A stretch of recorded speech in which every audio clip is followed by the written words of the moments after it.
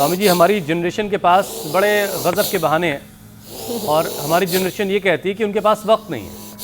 C bro, I don't have time, I am very busy. तो स्वामी जी, इसीलिए शरीर का फैट बर्न करने के लिए लोग योग और एक्सरसाइज में पसीना बहाने के बजाय शॉर्टकट ढूंढ लेते हैं कि 1-2 घंटे का वक्त निकाला और सर्जरी कराई और इंजेक्शन लगवाया और काम हो गया साहब। तो अब इसका नतीजा ये है कि साइड इफ़ेक्ट्स हैं इसके, कब्ज़, एसिडिटी, गैस्ट्रोपैरेसिस जैसी गंभीर परेशानी भी बहुत से लोगों को हो जाती है। तो स्वामी जी, पेट खराब मतलब शरीर और बेबस और लाचार हो जाएगा। तो मोटापा घटाने के साथ ज़रा लोगों का पाचन जो है ज़रा मजबूत करवाइए। हाँ, मोटापा का पैकेज बता दिया भस्त्रिका, वेग पूर्वक करने से। ओबिसिटी के लिए, डायबिटीज़ के लिए, लो इम्यूनिटी के लिए, कैंसर के लिए, और less oxygen supply is the main cause of all diseases.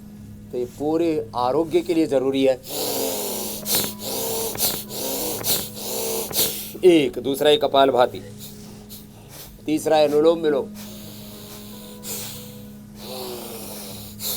अब बात आती है डाइजेशन की। डाइजेशन के लिए मात्र 2 आसन भी ठीक से कर लें। लो, एक तो ये मंडूकासन और दूसरा पवन मुक्तासन। खाने के बाद कब्ज है तो अभ्यारिष्ट, आंतों में सूजन है, पेट में गड़बड़ है तो पुनर्नवारिष्ट, ऐसी डाइजेशन थोड़ा कमजोर है तो कुमारियासव या द्राक्षासव तो गजब है, पाचन भी अच्छा हो जाता है, नींद भी अच्छी आती है। फिर पाचन के लिए जीरा, धनिया, मेथी, सौंफ का पानी हम बोलते हैं, खाली पेट लीवोग्रीट, खाने के बाद लीवामृत। और खाने का सीक्वेंस ऐसा रखें, पहले थोड़ा अनार, पपीता, सेव, बग्गू, गोसा आदि खा लिया, ऊपर से जो भी उबला हुआ है, पका हुआ है, वो खा लेना बाद में। पहले सलाद और फ्रूट्स खाओ, चबा चबा करके खाओ, और कोशिश करो 40-50 के बाद तो 40-50 साल की उम्र के बाद तो 1 भुक्तम सदा आरोग्यम, फिर 2 भुक्तम बलवर्धनम 2 बार खाओ। शाम को 7 बजे के बाद मत खाओ। सुबह खाली पेट तो ना खाओ तो ही अच्छा, जड़ी बूटियाँ, वनस्पतियाँ या कोई भी फल आदि ले लेना। कोई भी पका हुआ या कोई पराठे, इडली, डोसा, जो भी कुछ भी, ये सब सुबह सुबह मत खाना। एक तो मंडूकासन और एक है पवन मुक्तासन। ये तो डाइजेशन के लिए गजब है साहब। और खाली पेट अनार खा लो, पपीता, सेव या बग्गू, गोसा खा लो, इससे तो डाइजेशन जबरदस्त हो जाता है, जबरदस्त। पवन मुक्तासन।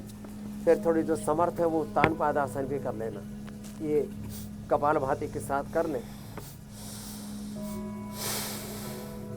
और ये सेतु बंद भी कर लेते हैं ना, तो ये तो कमर के लिए भी अच्छा है और डाइजेशन के लिए। तो डाइजेशन के लिए बता दिया। खाने पीने पर तो ध्यान देना पड़ेगा। खाने के बाद वज्रासन में बैठे और याद रखना, खाने के बाद थोड़ा छाछ या कोई भी एप्पल का विनेगर, चुकंदर का, या शुगर वाले हैं तो जामुन का विनेगर थोड़ा ले लें।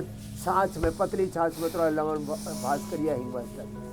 अब वजन बढ़ने का एक कारण थायराइड है, थायराइड के लिए ये मत्स्यासन, थायराइड के लिए ये सर्वांगासन, और थायराइड के लिए ये हलासन।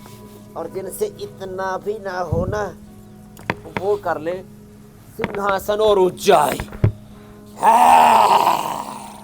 चलो शेरो शेरनी धाड़ो।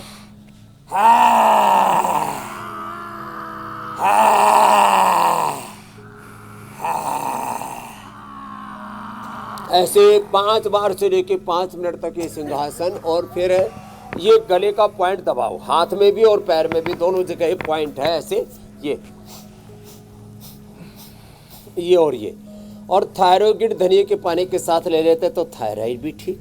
तो पाचन के गड़बड़ होने से भी, मेटाबॉलिज्म के गड़बड़ होने से वेट बढ़ता है, थायराइड के कारण से वेट बढ़ता है।